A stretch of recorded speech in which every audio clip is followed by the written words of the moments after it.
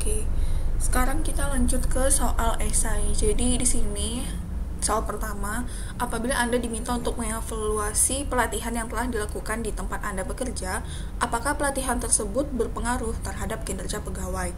Maka, diadakan evaluasi dengan mengambil data dari hasil rata-rata kinerja pegawai yang sudah pelatihan dengan yang belum pelatihan. Berikut data selama 7 tahun.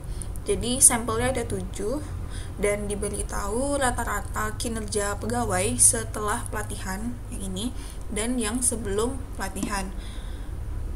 Yang ditanyakan ini, dengan tingkat signifikansi 5%, nanti alfanya 5%, buktikan klaim bahwa pelatihan meningkatkan kinerja pegawai. Lalu B, tentukan interval kepercayaan, berarti confidence interval, rata-rata perbedaan kinerja sebelum dan sesudah pelatihan tersebut.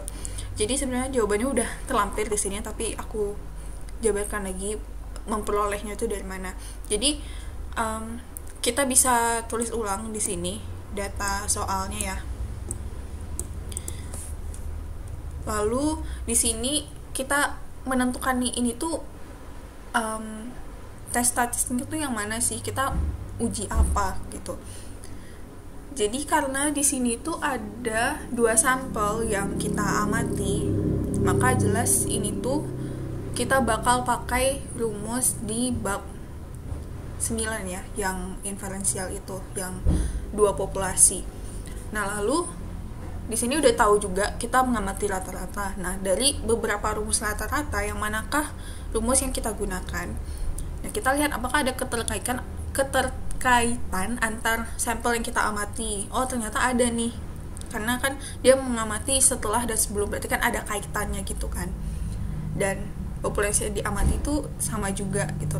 Pegawainya tuh sama gitu.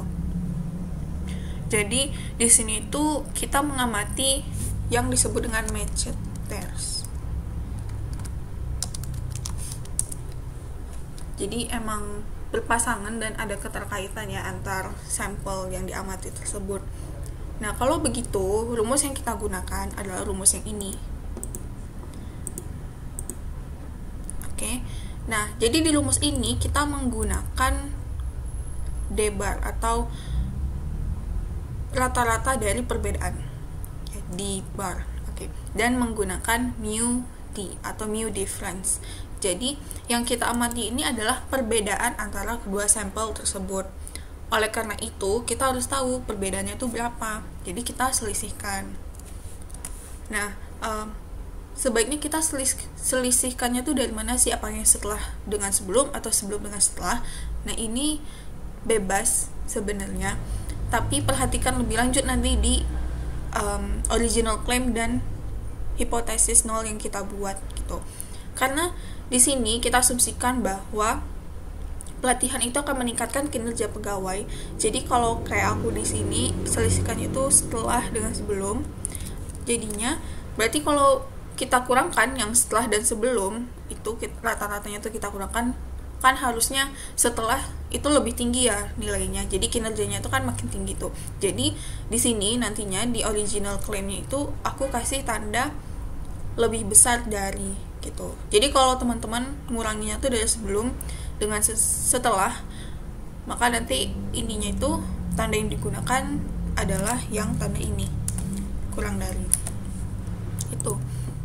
Nah, kenapa kita pakai angka 0 di sini? Karena di sini tuh kan ini ya, kita mengamati apakah ada perbedaan signifikan atau enggak gitu. Nah, asumsinya kalau enggak ada perbedaan harusnya kan itu nilainya 0 ya.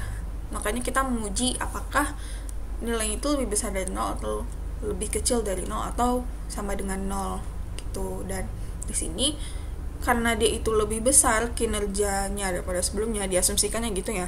Kita mengujinya tuh, maka harusnya lebih besar dari 0 nilainya. Gitu. Terus kita butuh data terkait ini di soal juga. Jadi kita harus menentukan DF-nya. Jadi DF-nya itu degree of freedom adalah N-1. Oke. Lalu alfanya udah diketahui. Nah, sekarang kita bisa hitung rata-rata D-nya, rata-rata perbedaannya. Jadi di sini tinggal kita rata-ratain aja. Ini kita jumlahin bagi ini, atau pakai rumus average itu kalau di Excel juga bisa.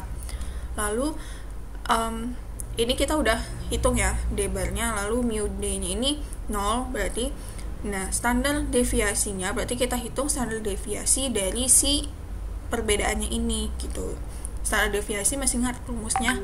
Jadi kalau sampel itu berarti akar penjumlahan ini dibagi n kurang 1. Kalau misalnya populasi itu dibagi n. Nah, karena D ini sampel berarti itu penyebutnya n kurang 1 ya. Jadi akar dari penjumlahan ini D kurang rata-rata D-nya kita kuadratkan, kita jumlahin dapat ini, terus bagi n kurang 1. Ini perhitungan untuk masing-masing barisnya ya. Oke, nah sekarang kita bisa lanjut nih ke original claim dan alternative claimnya. Jadi tadi itu karena yang kinerja setelah pelatihan itu lebih besar daripada sebelum pelatihan. Jadi kalau kita selisihkan tuh harusnya lebih besar ya dari 0 nilainya gitu kan. Makanya di sini tuh mu difference lebih besar daripada 0 gitu. Karena kita mengurangi mu d-nya itu dari yang setelah dan sebelum. Makanya hasilnya itu lebih besar dari 0. Gitu ya. Lalu alternative claimnya berarti kebalikannya, berarti mu d itu lebih kecil sama dengan 0. Nah, baru kita tentukan H0 dan H1-nya. Nah, H0 itu harus mengandung equality. Nah, dari kedua ini yang mengandung equality itu kan yang ini ya. Maka ini yang kita jadikan H0. Atau bisa juga buat mu d sama dengan 0. Jadi kalau triola emang pakai tanda sama dengan semua. Gitu. Jadi optional mau pakai ini sebagai H0 atau yang ini. Sama aja. Lalu H1-nya berarti yang original claim-nya ya, yang ini. Oke, hipotesis sudah. Sekarang kita bisa masuk ke perhitungan tes statistiknya. Rumusnya ini, kita udah ngitung-ngitung juga data terkait rumus yang kita perlukan. Tinggal kita masukkan nih. Jadi, d-barnya ini, lalu kurang mu d-nya 0.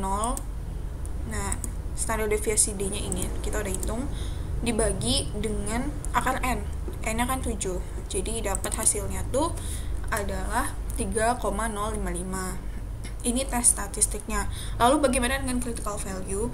Jadi kalau misalnya kita itu pakai Excel, kita bisa langsung pakai rumusnya. Jadi T.INF. Nah, jadi nanti itu rumusnya ini nih, probability. Jadi tingkat signifikansinya berapa, lalu titik koma degree of freedom-nya berarti 6 gitu. Nah, kenapa aku kasih absolute di sini rumus di awalnya tuh karena dia ini kan right tail ya. Kan H1-nya lihat tandanya tuh arahnya ke kanan berarti right tail. Jadi karena right tail itu kan nilai T-nya tuh positif. Nah, sedangkan kalau kita pakai rumus yang ini itu hasilnya negatif. Jadinya aku tambahin rumus absolute di depannya karena kita lagi ngebahas right tail gitu. Nah, kalau misalnya teman-teman buat original claim-nya itu lebih kecil dari 0 gitu, misalnya teman-teman ngurangin yang sebelum dengan setelah, nanti ininya pas ngitung rumus untuk yang T critical value-nya hapus aja ABS-nya gitu. Jadi nanti dapat hasilnya itu negatif 1,943. Oke, sekarang p-value. Nah, p-value itu didapat dari tes statistiknya. Jadi di sini tuh untuk yang p-value pakai rumus cepatnya juga di Excel bisa. Rumus itu T titik di DIST titik RT dikali X-nya ini maksudnya hasil tes statistiknya itu berapa, titik koma degree of freedom-nya berarti yang 6. Jadi diperoleh p-value-nya tuh segini. Nah, kita udah dapet tes statistik, udah dapet T critical value, udah dapet juga p-value. Nah, sekarang kita bisa menarik kesimpulan. Nah, karena di itu right tail, berarti kan tes statistiknya tuh harus lebih besar ya daripada T critical value supaya dia berada di critical region. Nah, kalau udah berada di critical region berarti kita reject H0-nya. Begitu pula untuk p-value. Karena p-value-nya itu lebih kecil daripada alfanya. Ini kan 0,011. Sedangkan ini alfanya itu 5%. Nah, berarti itu kita akan reject H0-nya gitu, karena ya teman-teman bisa review lagi materinya di video kriteria keputusan p-value method. Jadi berdasarkan